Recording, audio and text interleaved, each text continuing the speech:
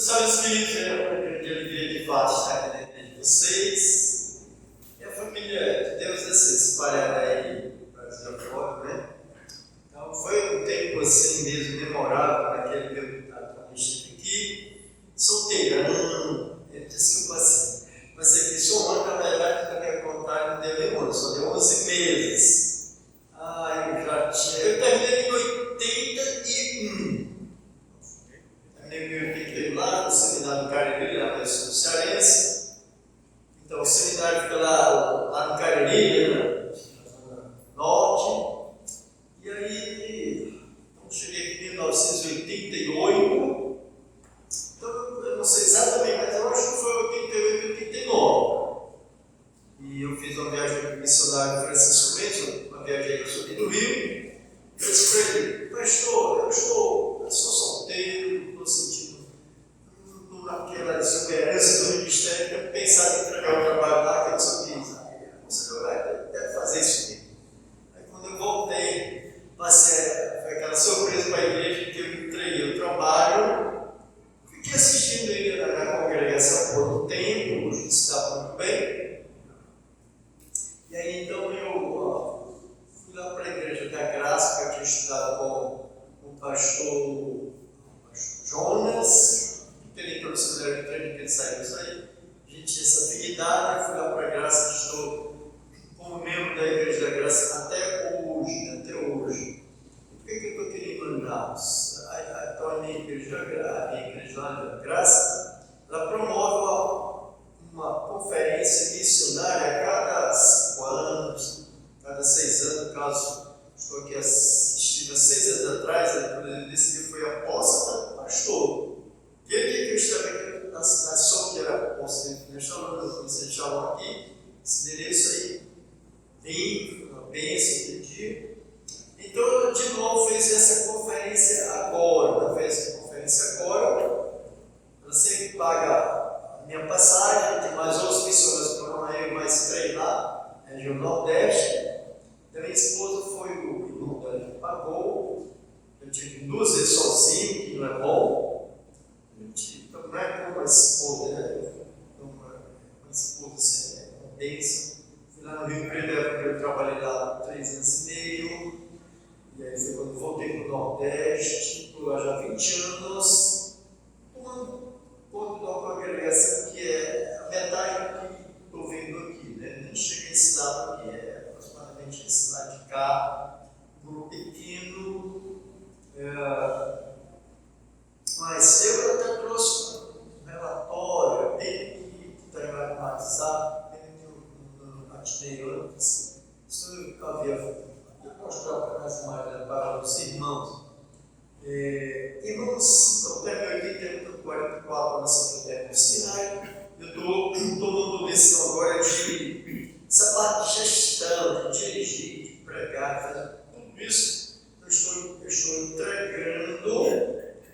Tem uma pessoa já contactada para assumir janeiro, e eu vou ficar no trabalho que eu tenho dito que essa está sendo o auge do meu ministério, está sendo esse agora, porque desde que eu comecei esses 44 anos, juntando todos os visitantes não crentes que passaram pelos trabalhos do meu estilo, não dá 100 pessoas. Eu estou fazendo um trabalho lá na cidade que eu moro, Cascavel, que é de Fortaleza para lá, 60 quilômetros perto, faz parte da grande Fortaleza. Estou com 72 anos, então nem pago ônibus, né? Foi volta, pago mais ônibus. Então, meu ministério agora é assim. Então, tem um posto médico lá que abre 6 horas da manhã, vai fazendo as filas lá para ser atendimento. Então, eu já vou lá, chego lá às 6h15, até 7 horas, então eu não sei de meia hora, ministrando uma pregação. Uma vantagem que ela é ilustrada. Eu tenho um livro, assim, tamanho A3, tem um livro, folheto do passado, chamado Esta Foi a Sua Vida. Esta foi a sua vida. Ele tem 23 versículos, versão original preto e branco, depois apareceu uma versão colorida. Eu mandei fazer essa versão colorida. Então, 23 versículos, essa história do segundo 23, versículo, é excelente, eu nunca vi. É tão excelente que, irmãos, ele foi assim, olha, quando eu me converti, 72, depois ele fortaleceu uma livraria, eu encontrei esse folhetim. Todo novo convertido ele já é bem entusiasmado, bem renovado. Quando eu vi aquele folhetim, me deu mais uma renovação. E aí eu comprava esse folhetim quando entrava no mundo dentro. Não é um folheto propriamente, na verdade é um livreto assim, talvez tem umas 15 páginas. Só que ele é curtinho, pequenininho. Emprestava as pessoas dentro do outro, elas liam, e depois eu pegava de volta, e alguma me dava algo que eu doava. Mas então, esse folheto que eu compro, então tem um curso médico, tem um laboratório onde as pessoas fazem uma fila de manhã para todo dia, né, para tirar sangue pela prefeitura e tudo, eu vou lá também. Aí tem a Policlínica, que é anexo. A Policlínica tem 2 campos. Então eu tenho essa condição de manhã no curso médico, sempre na segunda-feira, o laboratório todo dia. A Policlínica tem alguns dias que tem mais pessoas, então eu vou naquele dia que tem mais pessoas. Então o que eu antes de 44 anos dando soma de tudo, não dá 100 pessoas que visitaram assim. Eu como pessoas que não são crentes, né? Eu agora pego 100 pessoas, irmãos, nós fizemos uma semana, porque cada fila tem 15 pessoas, e eu conto elas como que elas estão cativas ali, não podem sair, ela vai sair, desmarcar o seu lugar, só quer dar uma história. E aí, nessa grande bênção que meu ministério vai dar aqui para frente, tá? Vai ser essas filas, contando, às vezes tem também a fila da Caixa Econômica, fazendo esse trabalho evangelístico. No folheto, entrega o folheto. Nesse folheto, eu coloco lá atrás o nome de 4 pregadores: Marcos Pérez, Marcos Granconato, Valdeir Veras e Malco Clark, pastores batistas de excelência. E digo às pessoas: você acabou de ouvir aqui uma pregação, uma explicação da Bíblia, algo para despertar. Você quer saber mais? Está no folheto, vai ouvir de graça, 24 horas por dia, pregações no YouTube. Se Deus vir que você está bem interessada, Ele vai ter alguém ali, ouvir o que estudar, alguém que está lá, ouvir pregações no YouTube, Deus vai trabalhar no seu coração e vai salvar uma dessas pessoas. Irmãos, chegou ao auge do ministério está sendo isso agora, né? E uma grande bênção. Estou indo nessa cidade de Cascavel, 60 quilômetros. A gente está numa fase agora, está muito instável por questão de parentesco. Pessoas moram com a gente, pessoas está ficando assim já muito difícil por conta da idade, 86 anos, não está mais se levantando. Eu tenho uma limitação porque eu tive uma morte súbita aí há cerca de 3 anos atrás, fui fazer uma cirurgia de hérnia. Na hora que aplicou a anestesia, eu morri, né? Porque tive uma parada cardíaca. Correu lá para o setor de ressuscitação, dando choque 100 lá. A medida 100 não resolveu, dando 150 foi o que eu voltei. Vai ser 40 dias, 4 dias entubado, 40 dias hospitalizado, de volta. Então, a médica disse que eu ia instalar aqui um aparelho, marca-passo também CDK, desfibrilador implantado. Se de repente eu cair, então esse aparelho que dá um choque até eu voltar, só você não pode pegar esse braço nem até 5 kg do passo. Esse quando tem problema de coluna, e está tendo dificuldade como é que a gente vai cuidar do idoso. Ideal, isso é um peso, a gente não sabe como vai cuidar. Isso pode ser que faz que a gente tenha que sair dessa cidade que eu estou lá já há 20 anos e ir para Fortaleza ou lá próximo, né? Mas, quando estou no viado, assim, seguro, decidido. Irmãos, me sinto honrado de estar aqui com vocês. Fiquei triste por encontrar mais um irmão Alonso. Na última vez que eu vi que a gente conversou, até trouxe a Bíblia para ele, mas o pastor disse que ele foi se antecipar, assim, o Senhor levou-se da gente, e assim, cada um. Eu quero deixar aqui com os irmãos um pedido.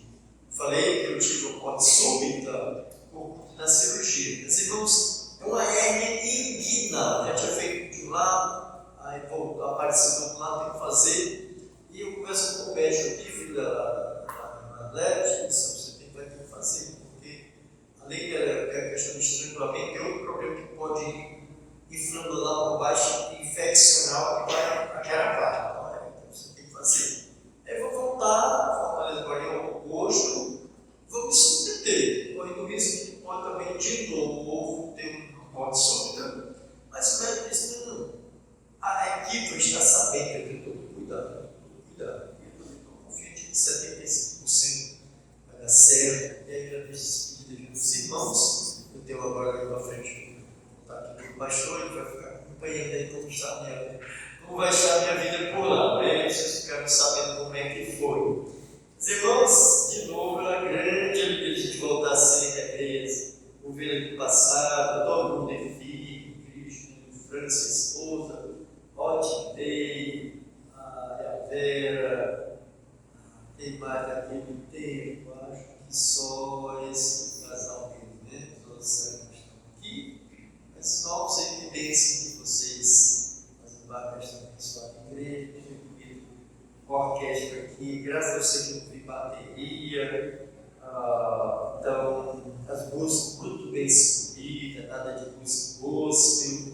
Então a igreja está sendo bem dirigida, vocês estão sendo bem orientados, grande bênção contra Shalom saudável, com esse perfil de igreja evangélica propriamente dita. Existe uma igreja aí, é coreografia, é bate-palma, é uma música, aquela música balada, que a letra é um lixo a letra.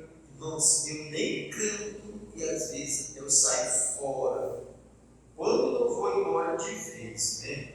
Então, eu continuei no pastoreio Fortaleza, 35 pastores, uma igreja tinha acabado de colocar bateria. Eu soube logo antes da reunião do pastor, eu me levantei lá, aí falei, tal, que tinha botado bateria atrás de mim. O missionário aqui está falando isso aí, você apresentou esse mesmo. Aí ele não gostou, depois disse que ia tomar uma providência para mim. Ele disse: mas tem um pastor também que a igreja dele lá também tem bateria, você não falou nada? Eu não sabia. E aí, mas eu vi depois na reverência do pastor. E essa outra igreja, esse segundo pastor, foi a igreja que me enviou para o seminário. Foi a igreja que me recomendou, eu era membro lá.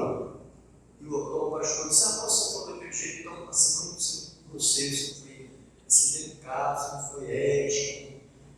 Depois, outro dia, ele ligou para mim, porque eu também preparei para dar uma postagem mais pesada ainda. Ele ligou para mim: rapaz, olha, deixa eu dizer, você não pode mais me convidar para ser orador da igreja, ofereci também é cortar o seu sustento. Era 250 reais, que é a minha igreja, eu era membro lá, e veio o seminário.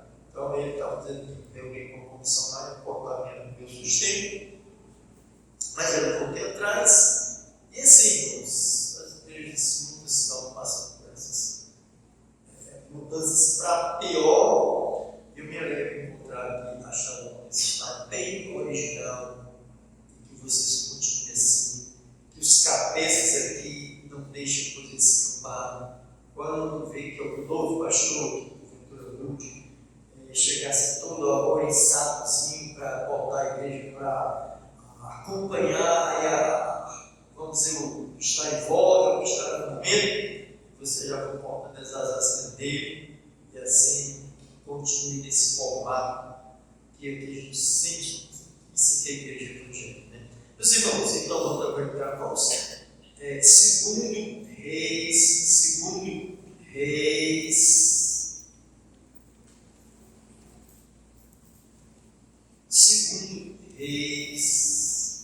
A gente vai para o capítulo 7.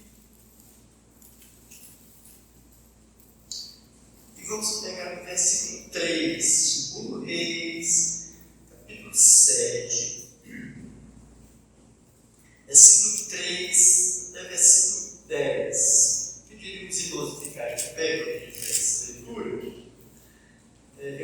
Vamos, irmãos, vamos mostrando aí. Eu sou cearense, vim para Manaus em 88, conheci minha esposa Simone, a gente é casado já há 29 anos, tem uma diferença de idade, eu tenho 72 anos, tem 54, a gente tem um casal de filhos, Tomel e Wilson, 28 anos, solteiro, vai casar agora em janeiro. A Sara, segunda filha, 26 anos, tive a bênção de casar com um pastor lá de Salvador, um pastor muito estudioso, fez uma prova para estudar nos Estados Unidos, fez um mestrado lá, já está com 3 anos lá, próximo ano, agosto, ele termina os 4 anos de mestrado e volta para Salvador. E a gente tem um netinho de 8 meses, depois se os mais de perto, se vocês quiserem ver, a gente tem a foto do filho, do genro, da esposa da minha filha, também da netinha e tal. Vamos achar então, 2 Reis, capítulo 7, vamos pegar versículo 3, que Deus nos diz assim, que nós vamos palavra. E 4 homens leprosos estavam à entrada da porta, os quais disseram uns aos outros: para que estaremos nós aqui até morrermos? Se dissermos, entramos na cidade, há fome na cidade e morreremos aí. E se ficarmos aqui, também morreremos. Vamos nós, pois, agora, e passemos para o arraial dos Sírios. Se nos deixarem viver, viveremos. Se nos matarem, então somente morreremos. Levantaram-se ao crepúsculo para ir ao arraial dos Sírios. Chegando à entrada do arraial dos Sírios, eis que não havia ali ninguém. Porque o Senhor fizeram ouvir no arraial dos Sírios ruído de carros e ruído de cavalos, como o ruído de um grande exército. De maneira que disseram uns aos outros: eis que o rei de Israel armou contra nós os reis dos heteus e os reis dos egípcios para virem contra nós. Por isso levantaram e fugiram no crepúsculo e deixaram as suas tendas, seus cavalos, seus jumentos e o arraial como estava, e fugiram para salvar a sua vida. Chegando, pois, estes leprosos à entrada do arraial, entraram numa tenda, comeram, beberam, tomaram daí prata, ouro e roupa, e foram e os esconderam. Então voltaram a entrar em outra tenda, e dali também tomaram alguma coisa, e foram e a esconderam. Agora, um pouco alto nesse texto. Então disseram uns para os outros: não fazemos bem. Este dia é dia de boas novas, e nos calamos. Se esperarmos até a luz da manhã, algum mal nos sobrevirá. Por isso, agora vamos, denunciemos a casa do rei. Vieram, pois, e bradaram aos porteiros da cidade, e lhes anunciaram, dizendo: fomos a arraial dos Sírios, e eis que lá não havia ninguém, nem voz de homem, porém só cavalos atados, jumentos atados, e as tendas como estavam. Vamos orar. Ó querido Deus, obrigado, Senhor, pela tua pessoa, que é maravilhosa. Obrigado, Deus, pela bênção que é usar o teu santo nome nos nossos lábios, poder também pensar em Ti. Obrigado, Deus, pela honra que é encontrar igrejas saudáveis, o teu povo aqui em Manaus, nesse local separado para honrar ao Senhor. Obrigado, Deus, pelo teu povo que chegou hoje durante aqui, já chegou de manhã, boa tarde, e aqui neste culto de fechamento do dia, adorando o Senhor. Quero, ó Senhor, ajudar na transmissão, quero ajudar também os irmãos na compreensão de tudo isto, Senhor, redonde para a tua glória. Que seja assim, em nome de Jesus. Amém. Amém. Irmãos, todos podem sentar. Parabéns aqui à equipe de mídia, a equipe de música. É excelente a equipe que organizou esse retorno. Gosto quando o som é assim, bem agudo, gosto do som grave. E um dia eu passando assim, eu não tenho encontrado uma avaliação como essa aqui, não. Parabéns aí, os que estão à frente dessa parte, tá?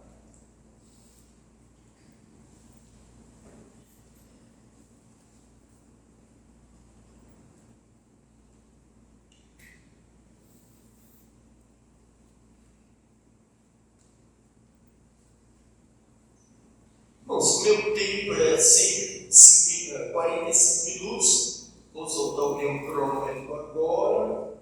E vocês já sabem aí. Então. Mas, queridos irmãos, esse texto tem chamado a atenção já há algum tempo. É a primeira vez que eu estou trazendo, depois de 44 anos, é a primeira vez que eu estou explorando esse texto. Eu não fui atrás de um comentário, fazendo estudo exegético mais aprofundado, e é aquele texto por si mesmo ele já solta, já dispõe, ele já fala para os nossos corações, ele já, por si mesmo, o texto já é algo explicável, o texto é bastante significativo pela narrativa que a gente acabou de ver. Deus diz aqui lá no livro de Romanos, capítulo 15, versículo 4: tudo que está escrito para o nosso ensino foi escrito. Tudo que está escrito para o nosso ensino está escrito. Ou seja, Deus está dizendo que você abriu a Bíblia, pegou o primeiro versículo, pegou uma frase, aí Deus já está falando comigo, Deus está falando com você. A gente tem que fechar a Bíblia assim, fechar os olhos e abrir qualquer canto para encontrar um texto lá que vai, que a gente está precisando. Isso é coisa de pentecostalismo, isso é coisa de gente um pouco assim, que não tem uma noção correta do que a Bíblia é. Abriu a Bíblia, Deus já está falando com você pessoalmente, diretamente, sem você poder fugir do que Deus está dizendo ali. Então, esse texto aqui, irmãos, eu coloquei um tema aqui, agentes de boas novas, agentes, instrumentos de boas novas. Você vê aqui, só fazer um pequeno aqui, panorama do que estava acontecendo. A cidade lá de Síria, mas a Síria, dentro do meio de Israel, achou de mais uma vez atacar lá Israel, cercou a cidade de Névoa, a cidade mais importante, as capitais eram muralhadas, então a cidade toda de Samaria foi cercada, com o fim de deixar o povo lá dentro para morrer de fome. E é o que estava acontecendo. E chegou ao ponto absurdo de uma mãe fazer um acordo com outra mãe. A gente hoje mata o teu filho, a gente cozinha, come e amanhã será o meu filho. Então, uma coisa loucura, uma coisa dessa. Vocês que são pais, cada um que é pai daqui, a gente tem aquele amor profundo pelos nossos filhos que nunca acaba. Teu filho de 18 anos, eu digo para ele: fala, filho queridão do papai, esse é o contrato do meu filho. A filha fala, filho de filho, né? Filho legalzinho, cuida do pai, em Números 26, no página 28, esse é o amor que nunca se acaba pelos nossos filhos. Isso também não é à toa, isso é resultado de um tratamento, de um ciclo de recreação que durou até quando eles saíram de casa, e fica aí depois de muito feito esse amor, essa ligação com os filhos para todo sempre. Então, eu digo, como é que eu faria com a criancinha de um ano ali você matar para se alimentar? Isso é uma loucura. É melhor morrer de fome do que você fazer isso, mas essa era a situação. E aí, irmãos, agentes de boas novas, tá? Aqueles 4 leprosos, pessoas que seria a última pessoa que quando a Bíblia fala que a gente iria contar, que a gente iria utilizar, que a gente iria aí colocar em alguma atividade. Mas Deus, irmãos, eu vou ler um texto aqui, Deus escolheu onde a gente menos espera, onde a gente menos conta, é ali que Deus vai atrás. Então, Ele está utilizando esse leproso. Olha esse texto aqui que eu aprendi a admirar esse texto. Mas Deus escolheu as coisas loucas deste mundo para confundir as sábias. E Deus escolheu as coisas fracas deste mundo para confundir as fortes. E Deus escolheu as coisas vis deste mundo e as desprezíveis, que não são, para aniquilar as que são. 1 Coríntios 27, 28.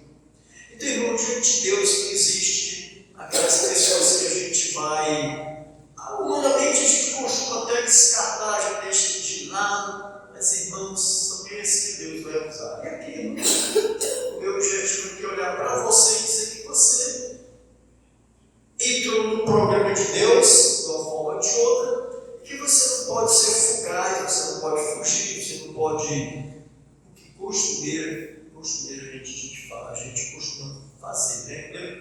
converti em 1972, não depois do segundo, depois eu me converti. Quando me converti, logo me integrei na igreja, na programação da igreja, domingo à tarde ela saía, ia evangelizar, eu digo, entrei no programa da igreja. Então, o que os outros fazem, como eu acho que já avisava depois da escola, então, que à noite, à tarde ia ter evangelismo, já eu ia lá, e então participava à noite do culto, eu integrei também rapidinho. E acho que muito depois Deus já começou a trabalhar no meu coração para o ministério. Mas eu olhava para uma pessoa recalcada, inibida, completa de febricidade, cheio de defeitos. Então, assim, manda lá o Nogueira, manda lá o Fernandes, que no meu julgamento eram as pessoas mais hábeis, mais capazes. Eu tentava me esquivar. Acabou sendo o mesmo que o Fernandes morreu. O Nogueira ainda foi e saiu no ministério, mas não passou 2 anos, voltou, não foi mais. E assim tem que ser o mesmo. Irmãos, você fica pensando, mas Deus vai me chamar, é você mesmo. Muitas vezes você que acha que não tem as condições, ou por uma coisa ou outra, mas são esses que Deus vai usar, porque Deus disse que a nossa capacidade vem de Deus. A capacidade não tem que você, é Deus que vai lhe equipar, que vai lhe preparar, que vai lhe chamar. E aqui a gente vê, irmãos, Deus então chama aqueles 4 leprosos para resolver o problema daquela cidade que estava lá. Agora eu vou botar a cidade de Jerusalém, essa maneira que nesse lado está lá cercado, né? São aqueles 4 leprosos que Deus vai chamar para resolver o problema da cidade que estava morta de fome, estava tão destinada a desaparecer por fome. Irmãos, se a gente olha para o ambiente onde a gente mora, a gente olha para a sociedade que a gente está vivendo, como é a sociedade que a gente vive vivendo? Uma sociedade aí cheia de vida, né? Uma sociedade cheia de morte, uma sociedade moralizada, uma sociedade totalmente depravada, caótica, corrupta, carregada de criminalidade, carregada de violência, de depravação, tudo que tem no meio da gente está inserido mesmo numa sociedade apodrecida. E a Shalom são outras que Deus vai chamar, Deus vai tomar para resolver o problema dessas pessoas, que às vezes está dentro da nossa casa, às vezes está dentro do nosso bairro, às vezes está dentro da nossa escola, pode ser que esteja você que trabalha aí numa empresa do distrito do campo, está dentro ali ao lado dos seus colegas de trabalho, são essas pessoas que aparentemente estão bem vestidas, estão bem apresentáveis, aqui na casca é uma coisa, lá por dentro é outra coisa. A igreja não, a igreja é de dentro para fora, a beleza está de dentro para fora, pois a Bíblia diz que o coração alega formoseia o rosto, acho que está bonito, por exemplo, um velho de 72 anos também pode ser bonito, né? Mas o crente é de dentro para fora, a beleza da gente ter uma verdade ali que nos transformou, a beleza da gente ter o Senhor Jesus assim aparecendo em nós. Mas o mundo, irmãos, é exatamente o inverso. O mundo mal tem a casa dentro do povo, tudo mentira, tudo más intenções, tudo corrupção, tudo safadeza, tudo violência. E a gente, irmãos, a gente é um socorro, a gente vai em defesa dessas pessoas, né? Essas pessoas são desprovidas de todo valor moral e espiritual, desprovidas de todo valor moral e espiritual. O que é moral? Moral são um conjunto de regras do bom procedimento. Moral é um conjunto de regras do bom comportamento. Quem tem isso é a igreja tem moral, porque tem um conjunto de regras do bom comportamento, dessa verdade aqui, que a gente tanto lê em casa como a gente vem para aprender. Então a igreja, irmãos, ela tem esse conjunto de verdades que vai nos nutrindo, que vai nos orientando, que vai mostrando como é que a gente deve proceder aí no meio do povão. E é gente que Deus vai usar. A gente vê aqui no texto que os leprosos lá, se eu ficar aqui, a gente tem que morrer. Se a gente na cidade da morte, a sociedade, irmãos,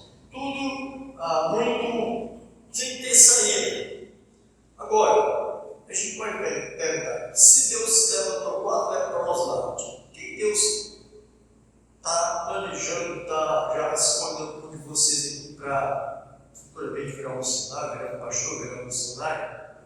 Pode ser que você, assim como Deus trabalhou no meu coração, logo um ano depois, naquele primeiro ensaio lá, de jogando lá o plano de Deus, e eu já entendendo, eu me recusando. Eu sei que você hoje à noite, ou você já ouviu algumas vezes, você vai ouvir mais ainda, mas uma coisa certa, irmão, é que você não pode fugir dos planos de Deus para o seu bem. Para o seu bem. Não é recomendável que você fuja, porque se você foge, você não imagina o que pode acontecer. Afinal, a gente vai ler aqui no versículo 9, a conclusão que os 4 decretos fazem, né? Então, o que Deus vai levantar aqui? Agora me chamou muita atenção, irmãos, que uma frase que está no versículo 3. Versículo 3, aí tem essa frase: para que estaremos nós aqui até morrermos? Aqueles leprosos ali fora da cidade, só moravam as pessoas com as condições de morar lá dentro, melhores condições do povão, e essa rala era assim, desculpa, não é ofendendo, mas essa rala era assim, doença lá fora. Para mim, deve ter se caçado de contaminar, e a lepra era altamente contagiosa. Aí tem essa frase aqui, belíssima: para que estaremos nós aqui até morrermos? Para que estaremos nós aqui até morrermos? Irmãos, se a gente for ler a palavra de Deus, a gente chega a um ponto. A minha vida, já foi minha vida, eu trabalho, você pensa que eu já trabalho. Eu sou o último da igreja, eu faço parte da comissão de música, faço parte da comissão de missões, eu sou diácono. Eu sou professor da classe. Amém! Você já está sendo bem útil. Mas, irmãos, não quer dizer que você já esgotou a sua funcionalidade na igreja. Não, você tem alguma gordura ainda a ser utilizada. Então, esses leprosos aqui chegaram a esse alto nível de percepção. Para que estaremos nós aqui até morrer? Ou seja, estamos querendo encontrar um objetivo de vida, algo para ser buscado, ser perseguido. E nós, por mais idade que a gente tem, deve também, irmãos, pensar qual é a minha utilidade. Quero ainda continuar servindo, quero parar. Eles tiveram essa lucidez, essa percepção com o propósito. A Bíblia diz assim em Filipenses 21, porque para mim o viver é Cristo. Para mim o viver é Cristo. Você já está vendo em função de Cristo, pelo que você viu. Mas, irmãos, como diz, Deus não tem aqueles especiais, tem aquelas pessoas que querem injetar, que querem incluir algo mais ainda na sua vida, e você não pode fugir, você não pode negar, você não pode fugir dele, para prejuízo seu. Então, também diz aqui, esse versículo bem cabível aqui em relação ao propósito de vida. 1:21 diz lá, de Filipenses, que para mim viver é Cristo, que se diz assim: e ele morreu por todos, para os que vivem, não vivam mais para si mesmos, mas para aquele que por eles morreu e ressuscitou. Então Jesus, isso é 2 Coríntios 5:15, ele morreu por todos. Para que aqueles que vivem, ele morreu por todos, aqueles que querem verdade, querem ser salvos, mas os filhos lá fora não querem. Então, esse aqui querem. Agora vocês já estão vivendo, vocês já têm vida que Cristo transmitiu. Então, ele morreu para que os que vivem, não é para viver mais para si, ao seu modo, a sua escolha, o seu programa de vida, a sua escala que você já determina, entendeu? Não. Ele morreu para que os que vivem não vivem mais para si, mas vivem para Ele. Você tem que pegar o folha branco e mostrar para o Senhor: ó Deus, então eu entendi, está aqui uma folha branca, o Senhor vai preencher aqui, qual é o seu plano para mim? Eu quero estar dentro da tua vontade, eu não quero viver de maneira aleatória. Por mais que eu já viva de uma maneira bem, meu dia todo é bem calculado, muito bem medido, tudo bem esquematizado, mas o Senhor pode fazer uma alteração, pode mexer no que o Senhor quiser, estou lhe dando liberdade. O Senhor está me convencendo a isso, eu quero andar dentro do teu querido, do teu plano. É assim que cada um de nós deve fazer. Se colocar para fora em branco e deixar o Senhor dar o rumo que quiser, é assim que a gente vai se realizar. Então, para esse assunto que eu estou em Fortaleza, para pregar com esse igreja, o mesmo assunto, então, pregando na Igreja da Graça, ele só.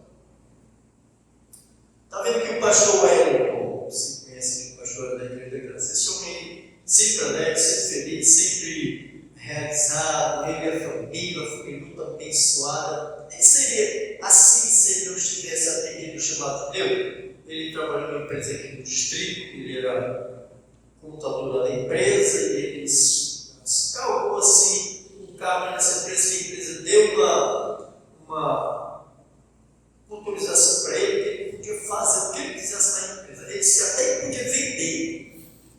Mas ele ganhou essa alta confiança. Mas se o pastor tivesse ficado lá na empresa, ganhando lá um alto salário, confinado lá na sala todo dia, ele seria aquela pessoa feliz que ele é? Não seria, irmão, não seria. A gente se realiza dentro do plano de Deus, da vontade de Deus. Então, aquela felicidade, aquela alegria do pastor, então, ele sentiu aquele chamado de óleo. Ele ganhava lá equivalente, ele disse que se ele somasse todos os direitos que ele tinha lá e tudo lá, equivaleria a 30 salários mínimos quando ele estava naquela empresa. Agora, tem um salário bruto, tem um bocado de acréscimos aí, tudo era 30 salários mínimos. Ele saiu, foi lá para Boa Vista, trabalhava na congregação, que a igreja dava um salário mínimo, e o missionário dele, que ele convidou, ele dava mais um salário mínimo. Perdeu 28 salários mínimos, foi ganhar 2.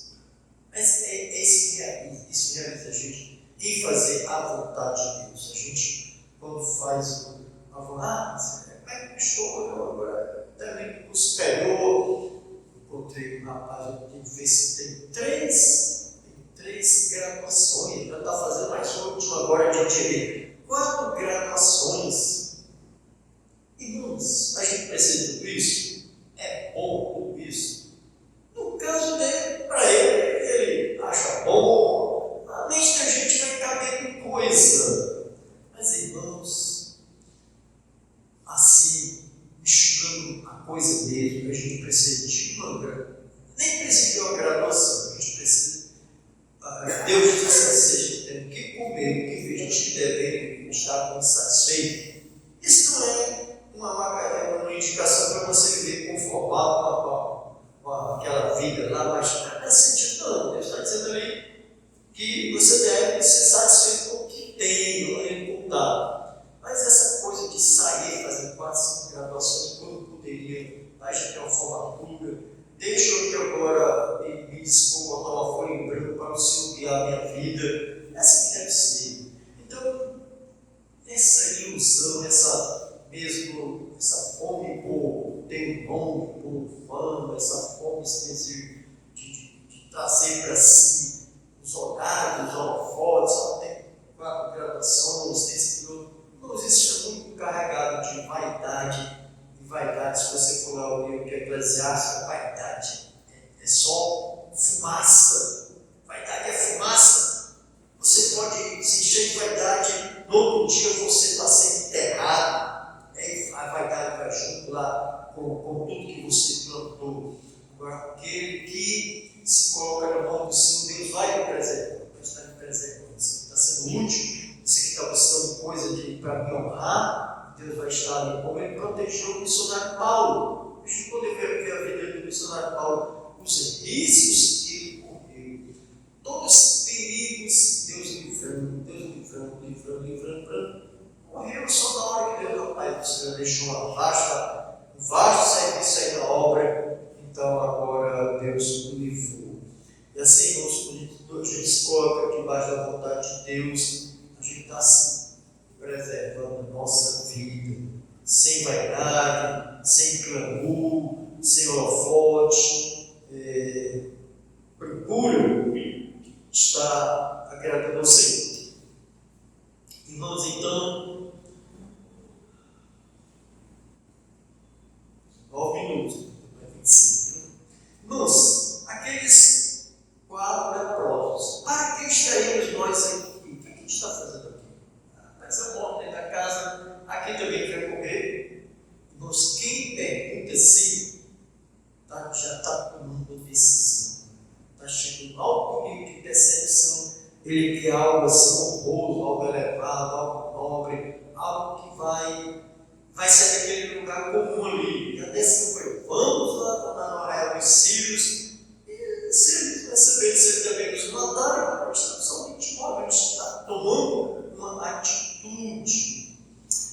Irmãos, não estava numa atitude suicida, não, estava numa atitude suicida, não, estava numa atitude mesmo de cessar, era uma decisão cessada, estava indo para o topo por nada. Eu lembro, irmãos, teve o doutor Heron, lá no Rio Grande do Norte, dentista, deixou a carreira de dentista, foi ser missionário lá na África. Teve também um médico muito famoso, o doutor Lloyd Jones. Lloyd Jones, ele era um médico assistente do rei da Inglaterra, jovem de 23 anos, já como médico assistente do rei da Inglaterra. Então tinha muita fama, ganhava bem, estava estabilizado. Mas Deus invadiu o coração daquele homem e o arrastou para o ministério. Foi uma bênção, famoso, escreveu muitos livros, morreu parece em 1981. Eu até tenho um livro que, pelo menos eu tenho dele, o Sermão do Monte, o Sermão do Monte que ele faz em Mateus 5, 6, 7. Excelente! Eu trabalhava sempre uso na escola dominical, o estudo desse livro, que é excelente. Então ele trocou toda a fama de ser médico assim da Inglaterra para ir servir ao Senhor. Todos deixam alguma coisa ou outra, né? Eu, irmãos, como entrei no ministério, eu era funcionário público federal. Eu trabalhava SERPRO. O SERPRO, ela é vinculada ao Ministério da Fazenda. O Ministério da Fazenda faz toda a arrecadação federal do país vai para o Ministério da Fazenda. Então ele criou o SERPRO para processar todo esse imposto de renda. Então eu trabalhava na sala nesse tempo aqui, e mais outros, né? Então era só um digitador. O digitador que pegava os impostos de renda, estava digitando tudo aquilo ali. Então Deus, olha, Deus me tirou de lá para o ministério. Aliás, nesse tempo eu também lá queria coisa melhor, fiz um concurso do INSS, passei, mas aí quando eu fui chamado, já estava lá no seminário, deixei tudo para lá. Então a gente tem que deixar alguma coisa, sempre tem que deixar alguma coisa, algum plano, alguma coisa que está deixando estável, porque o Senhor vai compensar. Lembra do exemplo do pastor Joel, que juntou com 30 salários mínimos para o ministério ganhando, depois terminou ganhando 2 salários mínimos apenas. Se gostou da graça, sendo uma bênção, certamente bem remunerado, não sei quanto é que ele ganha, mas, irmãos, você é possível está sempre chamando para deixar também alguma coisa, domínio do seu comodismo, domínio do seu status quo, status em que você se encontra aí com essa estabilidade. Deus está te chamando, Deus está fazendo a você um desafio. Resolve. Quando a gente está no canto assim, bem seguro, aí eu diria por ordens, pode hora de dispensar. Você pode aí perder tudo aqui e tal, mas quando o Senhor chama, Ele vai lhe equipar, Ele vai lhe fazer você ser bem sucedido. Se você ir para o ministério individual, cada vez você ganha uma pessoa para Cristo, ou mesmo seja cada vez ganha uma alma para Cristo, irmãos, uma alma vale mais do que o mundo inteiro que não tem Cristo. Uma alma vale mais do que o mundo inteiro sem Cristo, e assim você se realiza em ganhar almas, em servir ao Senhor. E você vai, irmãos, uma pessoa realizada, no sentido mais pleno da palavra, né? Deixe avançar aqui, 20. Eu coloquei: certas crises antecedem grandes decisões. Certas crises antecedem grandes decisões. Lembra que esses homens aqui estavam numa crise lá? A Karen,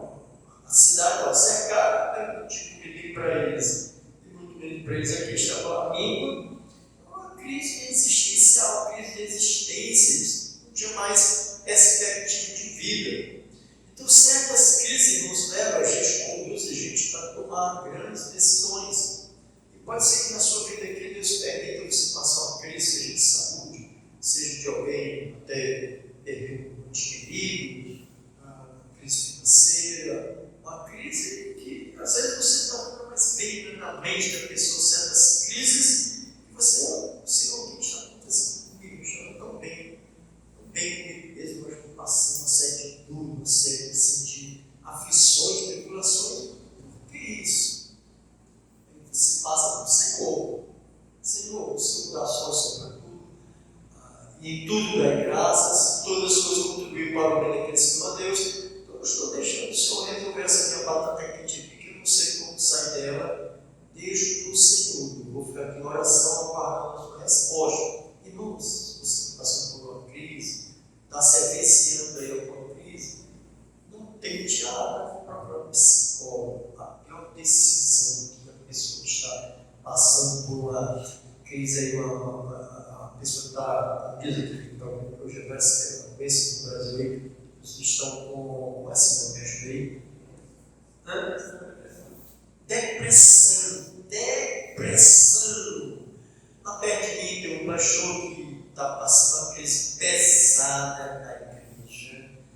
A esposa não está indo, pastor, culto estudioso. A esposa não vai mais assistir os cultos. Você imagina o peso que isso tem na mente do pastor? Porque ela já se dispôs com as irmãs da igreja. Ela não vai mais assistir culto nenhum. Fica lá e os filhos vão lá e o pastor pregando.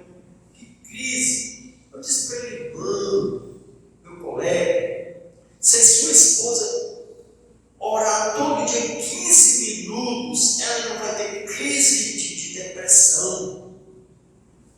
Um crente em crise de depressão não está orando. Não está orando. Eu digo, olha, 15 minutos de relógio. Não é você saber que está passando 4 minutos, já foi 15 coisa nenhuma. Tem que ser de relógio. Olha, eu faço o meu cronômetro aqui.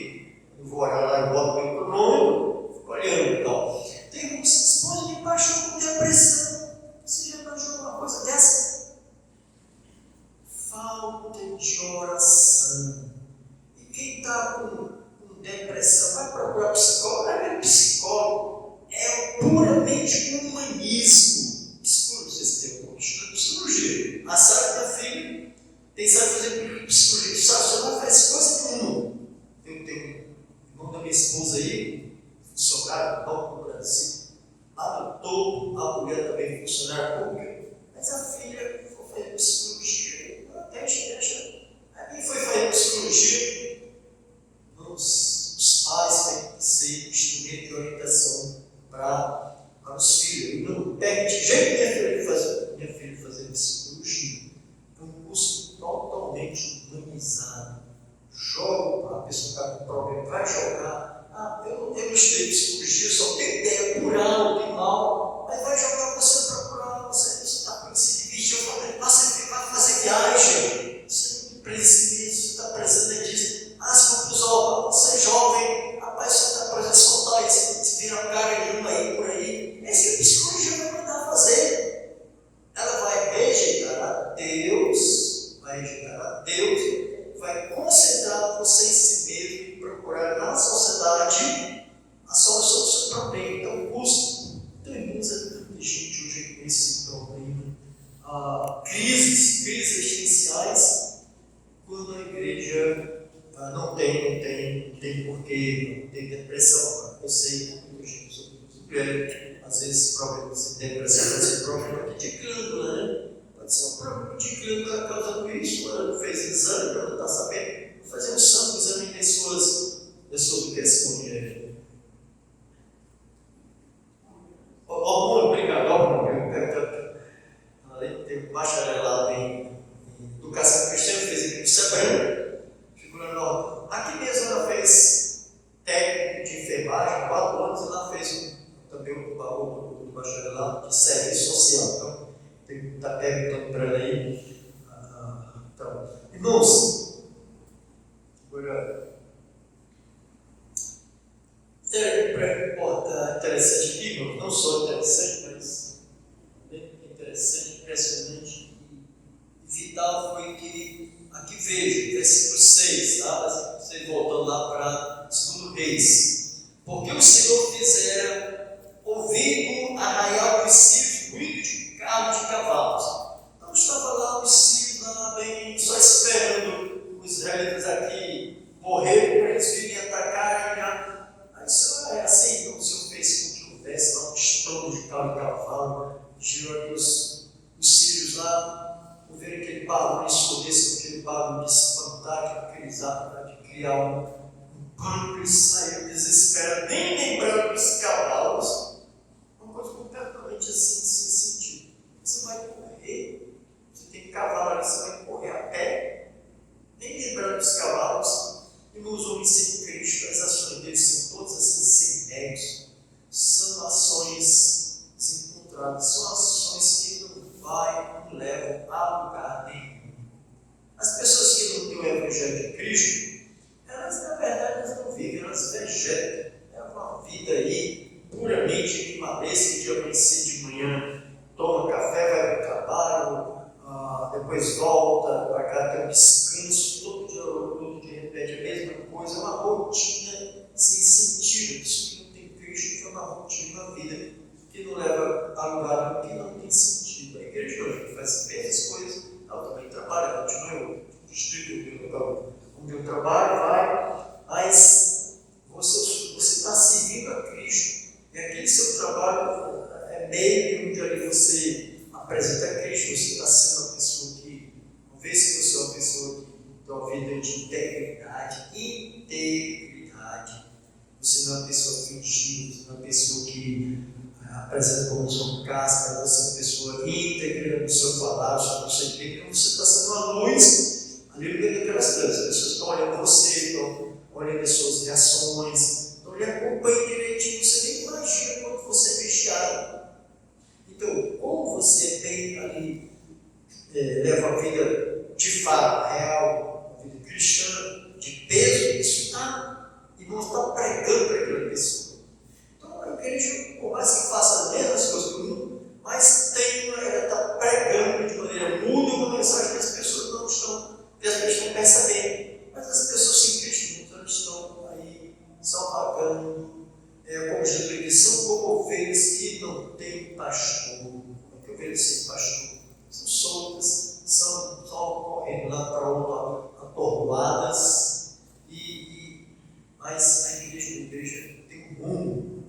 O rumo é Cristo, o rumo é aguardando a vida do Senhor. Quando isso não acontece, a gente está sendo aqui último, a gente está adorando o Senhor, a gente está sendo luz no meio das trevas, a gente está tendo uma missão aqui. E alguns têm uma missão um pouco mais aprofundada, uma missão um pouco mais direta. A gente procura despertar você, se encontrar nisso, bota essa folha branca para Deus preencher e descansa a vontade de Deus. Sabe aquele paixão dos nossos 30 salários para 2, isso aí assume depois o prejuízo aí em outro aspecto, né? Porque a Bíblia diz assim, que vai ganhar o mundo inteiro e depois perder algo. Não, mas eu sou crente, eu não perder algo. Sim, você pode ganhar o mundo inteiro, mas perde algo, mas perde outras bênçãos. Irmãos, a minha esposa, quando a gente morava aqui, a gente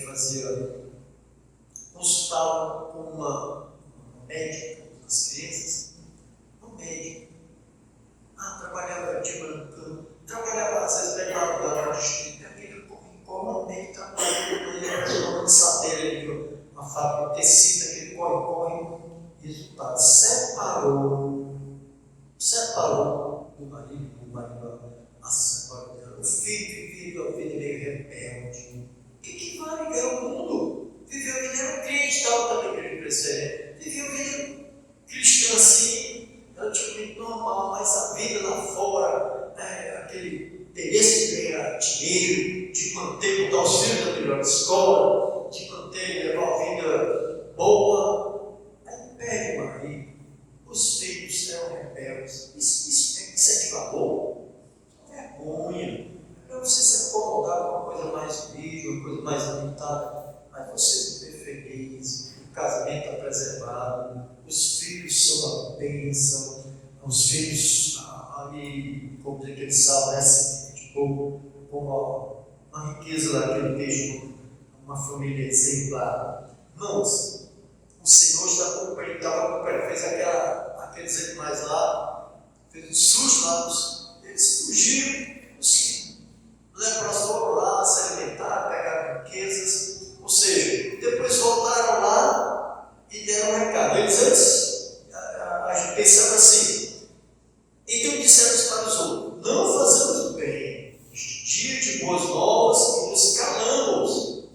Se esperarmos até amanhã, luz da manhã, algum mal lhe sobrevirá. Por isso, agora vamos e anunciamos a casa do rei. Vieram, pois, bradaram o porteiro da casa e lhes anunciaram, dizendo: fomos ao reconhecido, desse que não havia ninguém, igual de homem nem cavalo, mas, porém, só cavalos, atados, jumentos, atados, as temos como estavam. Não fazemos bem. Versículo 9: não fazemos bem. É dia de boas novas e nos calamos. Irmãos, a gente encontra aqui em Provérbios: abre a tua boca, abre a tua boca. A gente não pode ser uma igreja calada, fechada. A gente tem que abrir a boca, tem que anunciar. Olha, não fazemos bem. Esse é dia de boas novas, boas notícias, só usufruindo. Se a gente espera até de manhã, algum mal me sobrevirá.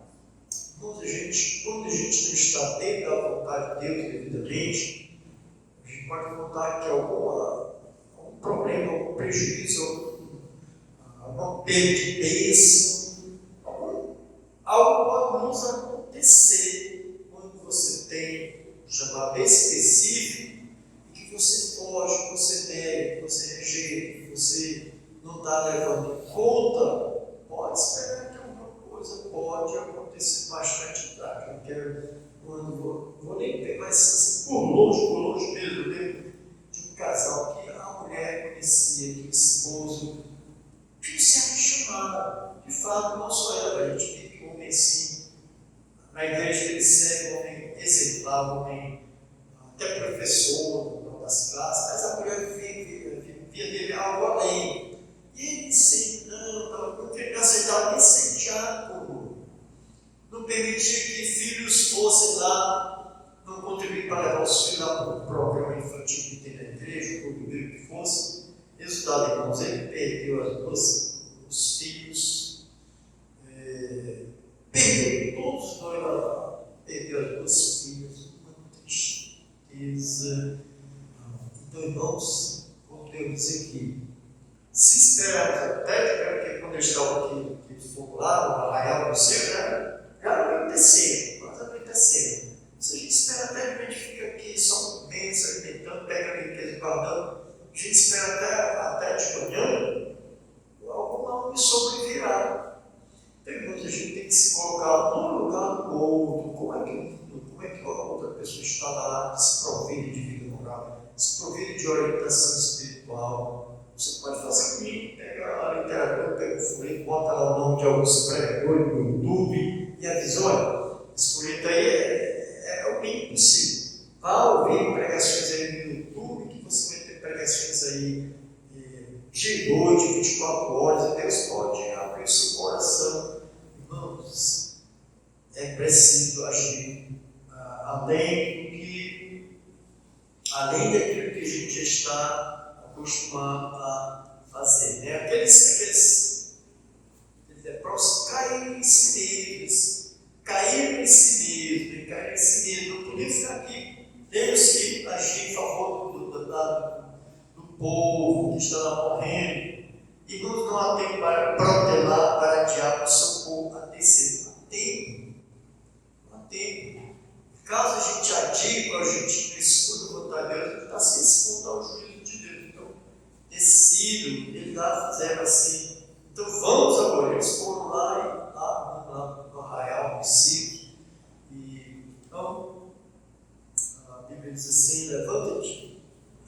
Efésios 14: levanta-te, desperta porque dormes, levanta-te de entre os mortos.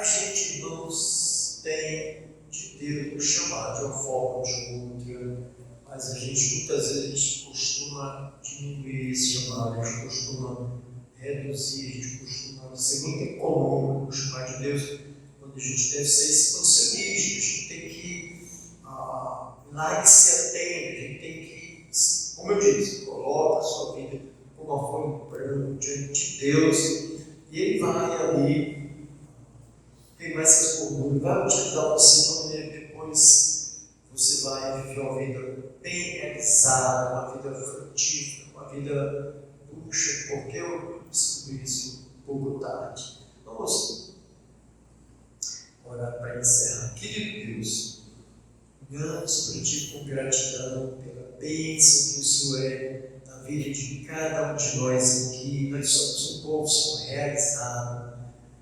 Somos um povo, Senhor, satisfeito, não nos falta nada, pois o Senhor é a porção do nosso cálice, o Senhor é a porção da nossa vida. Sabendo, Deus, que também o Senhor sempre tem um plano especial para alguns, e queira, ó Deus, mostrar aqui para esta igreja algum escolho teu, com muita clareza, que não haja qualquer dúvida, qualquer receio, mas que o Senhor se manifeste de uma maneira que a pessoa não possa se estimar. Embora, Deus, há tantas pessoas que às vezes o Senhor chama, as pessoas recusam, as pessoas fogem, as pessoas não reconhecem, resistem, e assim, ó Deus, até para o prejuízo delas. Mas se aqueles a quem o Senhor está aqui chamar, que eles, ó Deus, entrem com toda a convicção, que eles se coloquem ao teu dispor, pessoas assim, ó Deus, levante daqui algumas pessoas para entrar no ministério, seja para seguir aqui no Ronaldo, no campo, como esposa do pastor, como esposa do missionário, ou que fique solteiro, como está tantas missionárias solteiras aí fazendo uma grande obra. Também aqueles que são chamados para ser pastores ou missionários, ou o que for, que, ó Deus, entenda e aceite esse chamado de uma forma, com toda a convicção. Oramos, Senhor, agradecido, em nome de Jesus. Amém.